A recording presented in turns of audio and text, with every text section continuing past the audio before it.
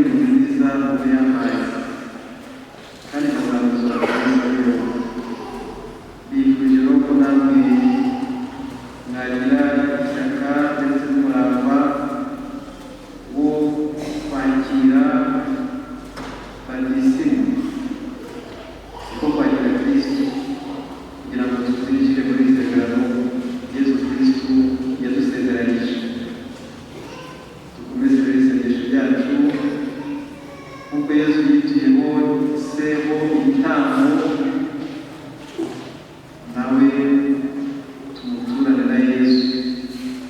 Yesu agiye kudusaba ahita asanga uyu nawe tumuture Yesu ajyane ajye mu ikuzo Imana yagereye abayigera ku isi bose.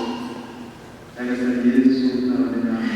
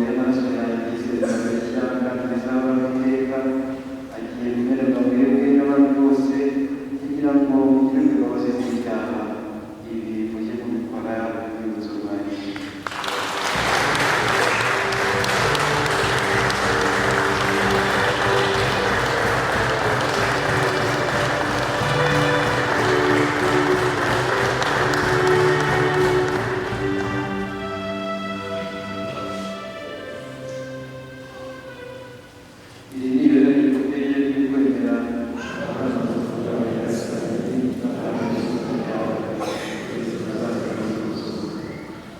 none rero nyagasani mu gihe twukomeza ugace umwana wawe tugutuye kwirinda dutanga ubugingo hamwe n'inkongoro y'umukiro tugushimira ko turerwa no gushengerera tukabahereza amaturo kandi turakwinginga twiyoroheje ngo twebwe abasangira umubiri n'amaraso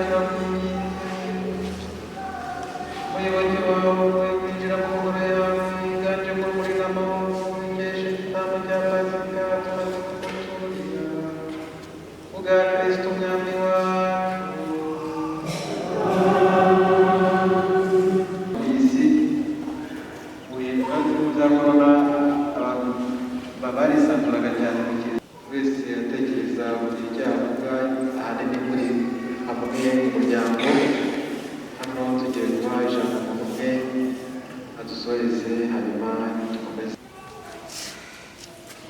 Kugira Nyiraka abandi umwe uhagarariye babyara be akaba yari umukuru Imana Emili yari umukuru urukundo Emili yari intwari mu muryango Emili yaratureze twarabaga batoya Emili twabanye nawe ibihe byose hanyuma twamubwira ngo dukinure twazaga dusanga urugo rw'abanyarwanda urugo rugenda Emili haba mu muryango haba kwa banyase n'aba banyana wabo haba kwa banyase Emili yari gufata umuryango akabaza twari tumukunze akabanze twavugaga cyane gusa iyo turi muri iyi si turi abacuruzi ntabwo amakuru ataha Emili rero akaba yaratashe natwe tukaba twifuza kugira ngo duharanire kugira ngo tubere maso ubugingo bwacu tubashe natwe gusabira Imana tuzamusangira yagiye murakoze.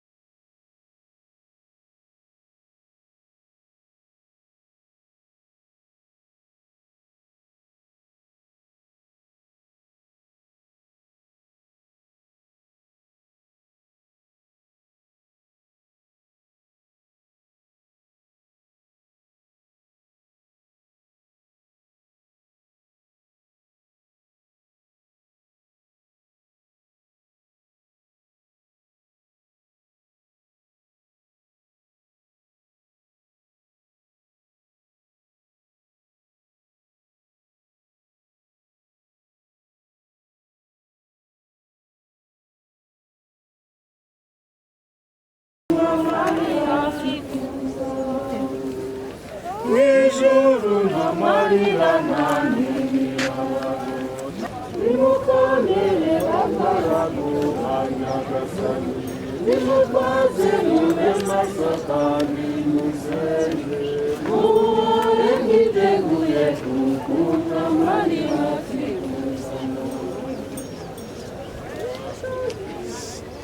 Nyagasani Yesu Kristu, igihe umaze gatatu mwumva watagatifuje imva z'abakwemera bose, nayo mpamvu imva y'umuntu ihora itwibutsa ko tuzazuka.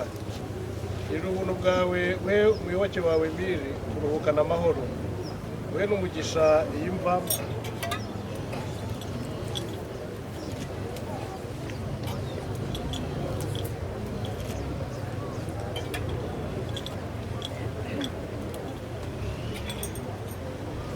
ko igiye kubika umubiri we kugera igihe uzamuzurira mu rumuri rw'iteka, uzaduha kuzuka no kubaho iteka ryose.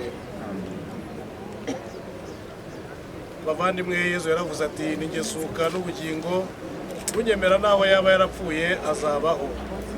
Byongeye umuntu wese uriho kandi akanyemera ntateze gupfa. Umucyo no turagize umuvandimwe wacu, tumuragize Imana. Turatuvuga ngo twumve Nyagasani. Nyagasani waririye ku mva ya Lazaro, duhanagura amarira turabigusabye.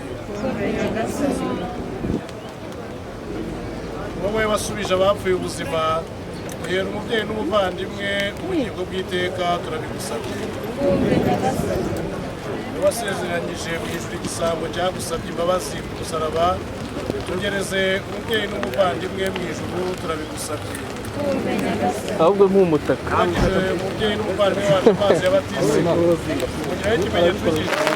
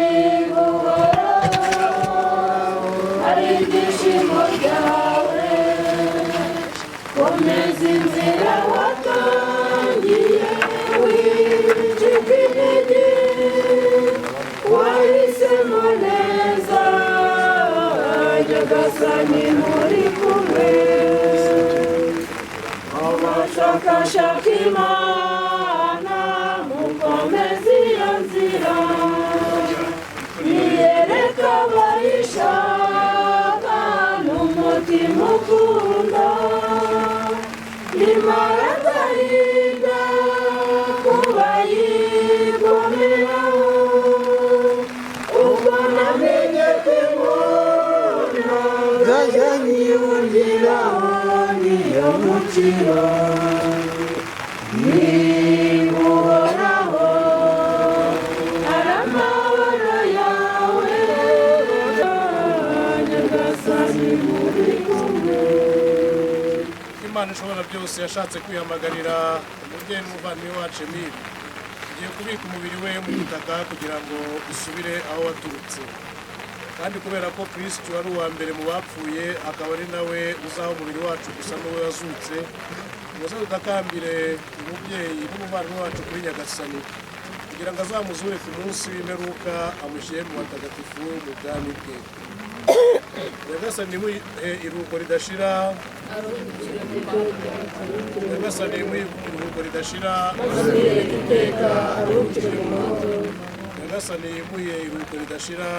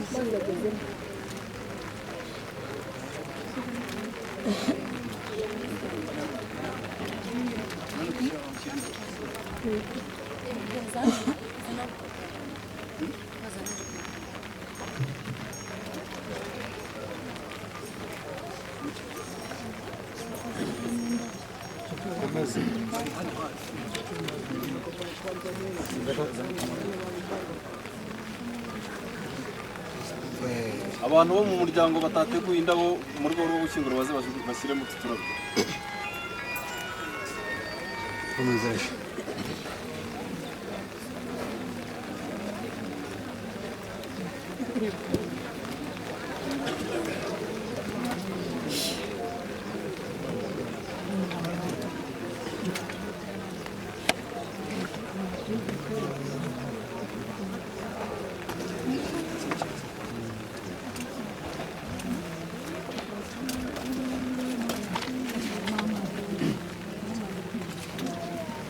Ndashaka kwidurira mu rukundo rwawe Nyagasani Yesu ndagukunda ni ryari uzaza ngo twibanire mukunzi wanjye urukundo rwawe Nyagasani runsaba kuvuga ijambo ryawe buri gihe umukozi wanjye tubane zibera mu mahoro azenyure mu rukundo rwawe ndashaka kwiturira mu rukundo ibanire mukunzi wanjye urukundo rwawe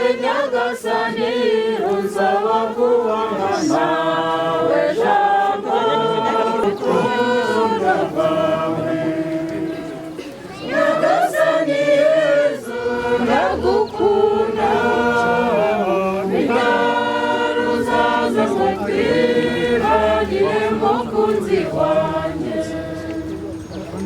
urukundo rwawe Nyagasani runsaba rwawe Nyagasani Yesu ndagukunda ni ryari uzaza ngo twibanire mukunzi wanjye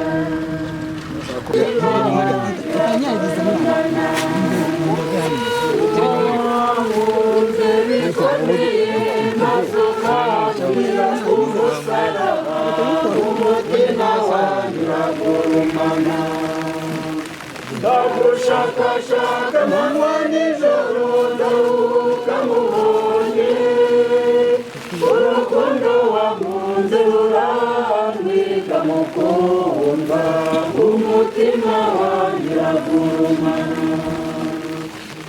nabirumani imboneza iyo nagiye kugira intege nke umutima wanjye uragurumana kanamwizeye umutima wanjye ukubona tukibanira umutima wanjye uragurumana ndagushakashaka mama nijoro nzaruhuka mubonye urukundo wankunze rurantwika mukundwa umutima wanjye uragurumana ubuzima bwaragurumana wowe wanjye nzibanira nawe ubuziraherezo kuko wanoje gukunda shengewe nzakunda n'abandi mu rukundo rwawe nzakunda bose ngiriye wowe shengewe nzakunda n'abandi mu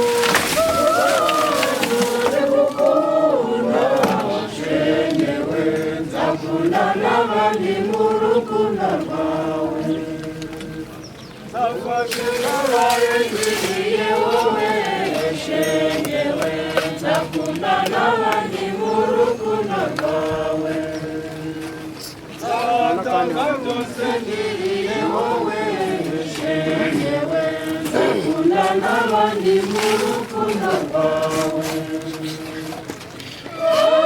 Ni wanjye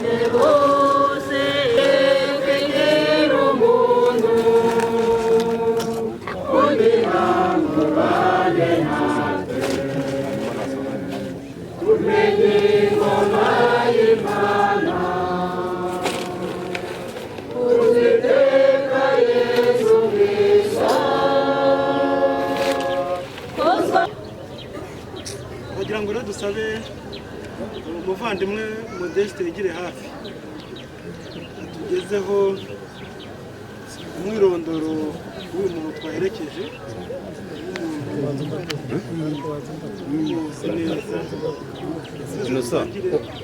mubanze indabo indabo mufite uburere kugira ngo bafite indabo neza babanzaho nayo zigise ijuru mubanze indabo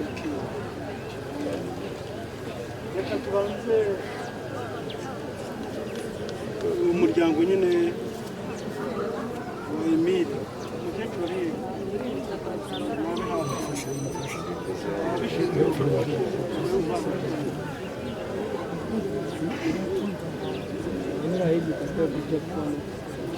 umuryango wa Eugene ntabwo Imana uri hafi ukoresha umwanya mwiza umuryango wa Eugene ntabwo Imana nawe uri hafi witegure gushyiraho indabo ndetse urugana hafi nawe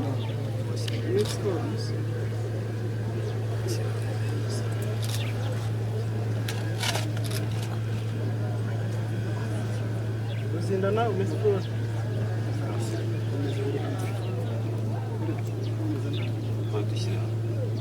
mwihangane ubuzima buhari Eugene Afimana yaje hafi Afimana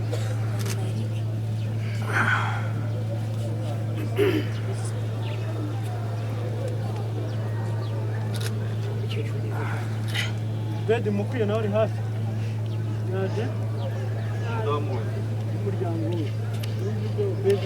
umuryango famille umuryango wa Bedi mukwiye yashyizeho Mutijima Leonard Remo umuryango Mutijima yahageze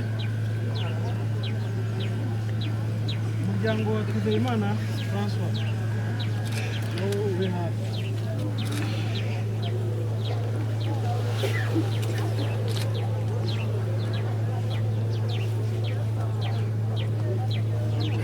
umuryango wa Karekezi waje Brana na Emiliane muri Karayesi y'Ubutare abakozi ba Brana na Emiliane bariye batambuke bashyireho indabyo umuryango wa Mwumvaneza wagize umuryango wa Mwumvaneza bari hafi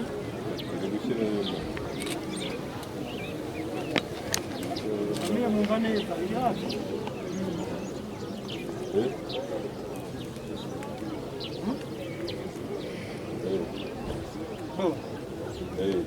baje umuryango wa Rwamakuba batambuka famille Rwamakuba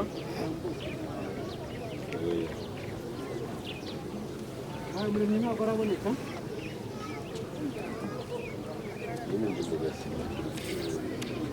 umuryango mwumva neza nta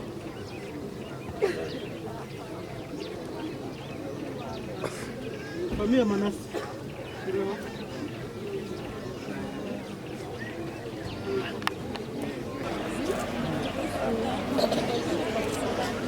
abana rero baje abana buzukuruza ngaba baje mutambuke Remo fotora mu bantu abana mu bafotora neza tambuke bana saza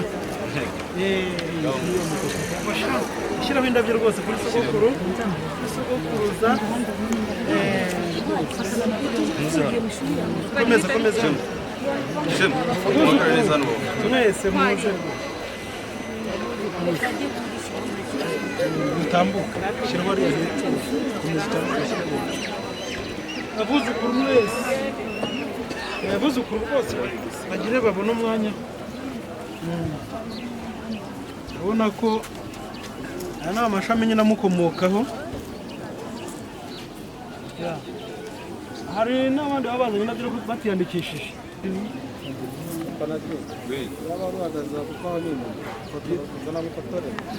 n'ubundi ngiye kubaza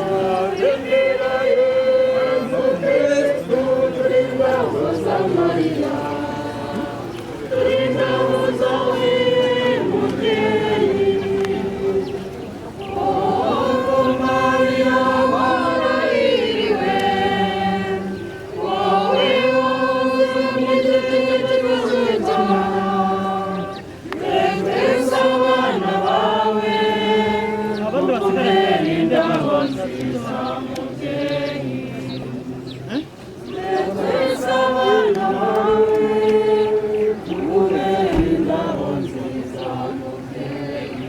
hari abaturutse Nyaruguru bitanze cyane.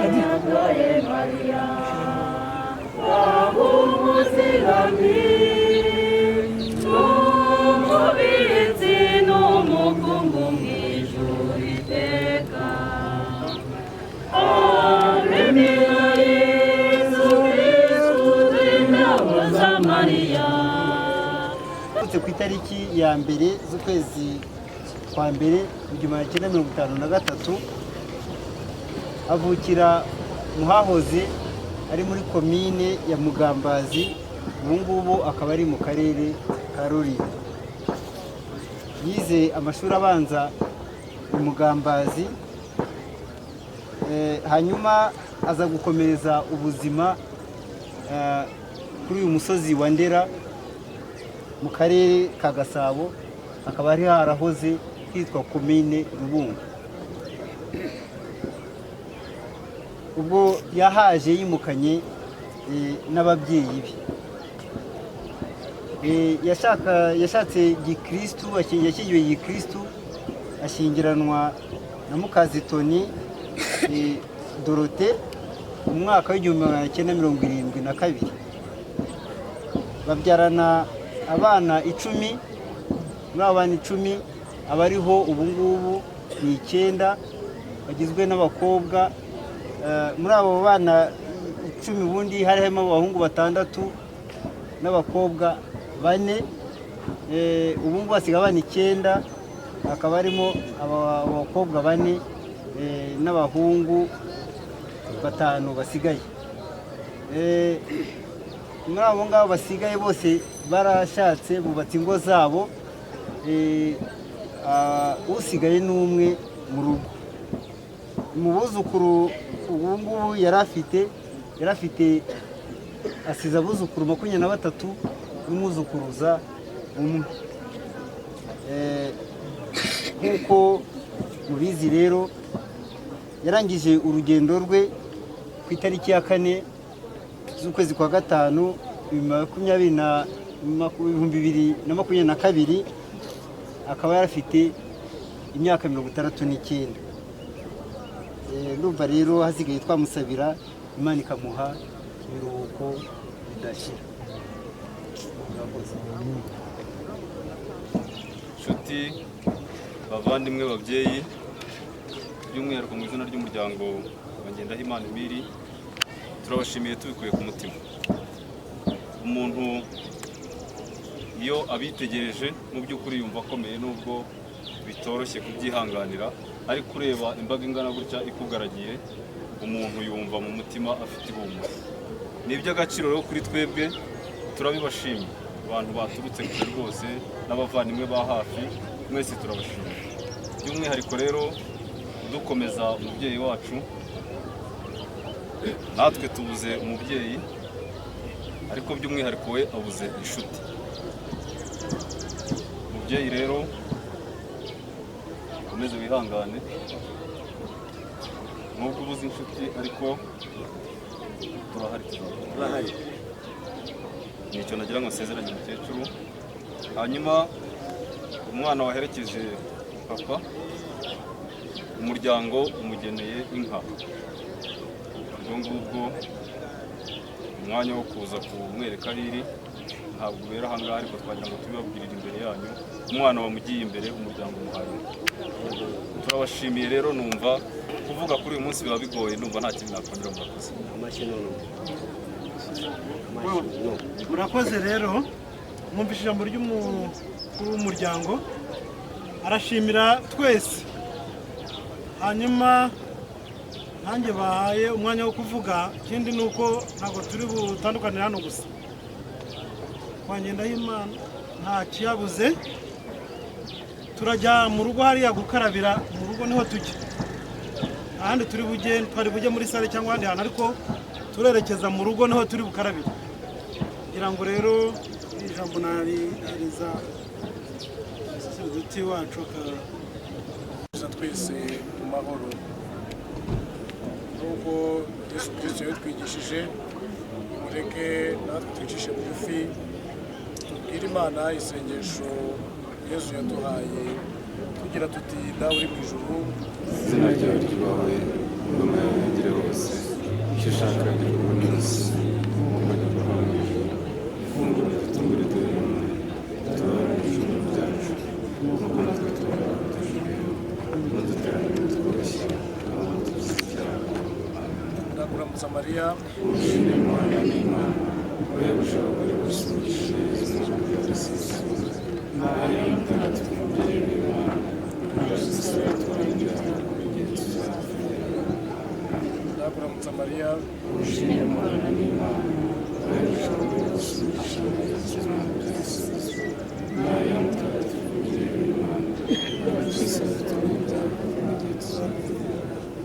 ndakuramutsa Mariya, ushimire Imana n'Imana, wayabuje abagore bose umugisha, izina ryawe risizwe, Mariya mutagatifu umubyeyi w'Imana, urasisira twangira igihe tuzapfira. Bikira Mariya nyiri impuhwe, abutaka murengera usabiye cyituma kwizera nakugana murengera unagaragara mu munyabyaha ubaha Imana Data, N'Umwana nawe mutagatifu, nk'uko bisanzwe iteka, yubahe iteka ryose Nyagasani Yezu nabane namwe, nawe kandi muhorane ushobora byose nabaha umugisha, Imana Data na Mwana na Roho Mutagatifu. sabira inzira umuntu nabonye ufite ururabyo.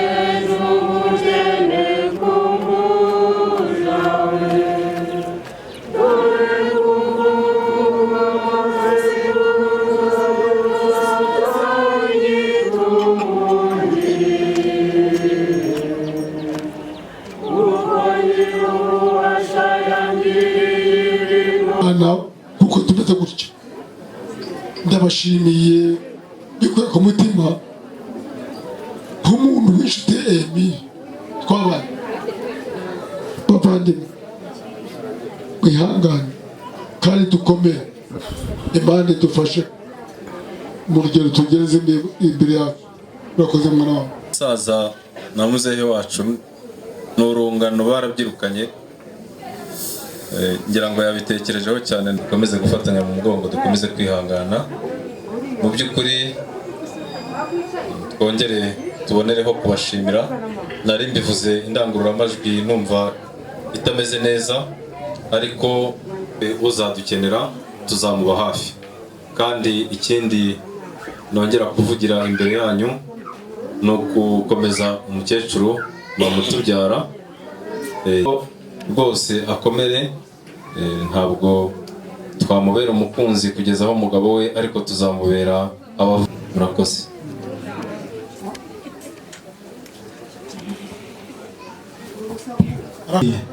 iyo umukuru w'umuryango rero amaze kuvuga ni nk'umupasitori cyangwa padiri, uri nta kindi kintu kirengaho.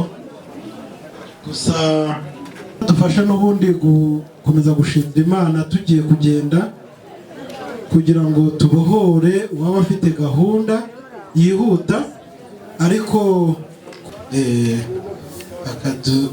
turagize Imana icyubahiro dukuremo ingofero, hanyuma tuyishimire ko yaturinze, inaturinde mu mayira tugiye kujyamo dusubira mu macumbi yacu.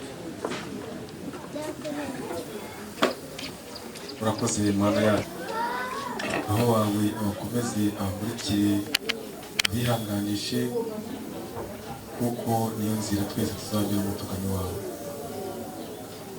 Bagiye kwereka rero abanyantege hirya no hino, bakwereka imbaga iteraniye aha kugira ngo izi mbaraga, umwete n'umuhanda wo gutabara bibakomezemo.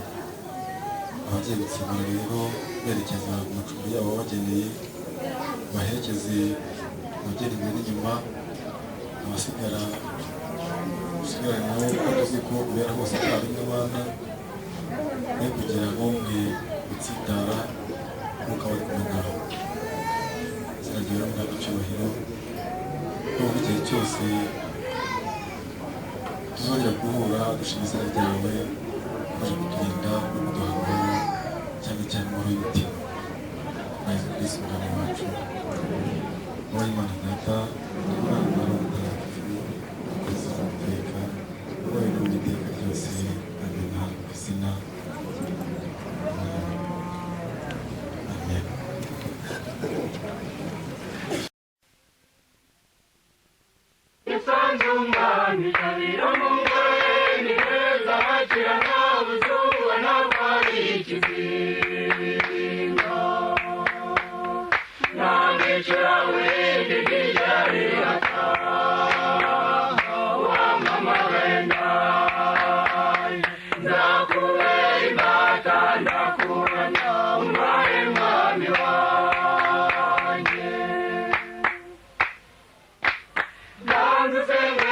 mugambi wanjye cyo ngwino tube hagati muri twe twizihirwe tukuvuga umunsi urinde ureba twese tukuramya mutetse ijabiro